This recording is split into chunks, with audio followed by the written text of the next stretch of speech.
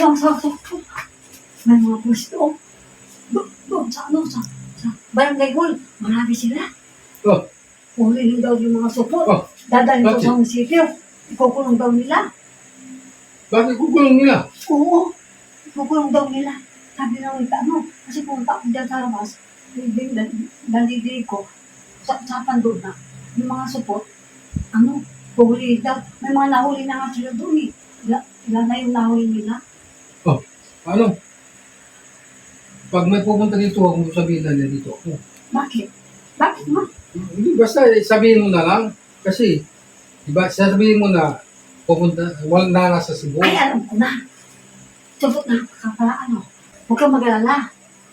Dahil kung hulihin ka halimbawa, dadalawin ka namin sa munisipyo. At saka isa pa, andyan naman si kumpare ko mag-aalaga sa akin eh. Di ba? Sira ulo ko yata eh. Bakit? Totoo naman ah. Ayaw, di ma.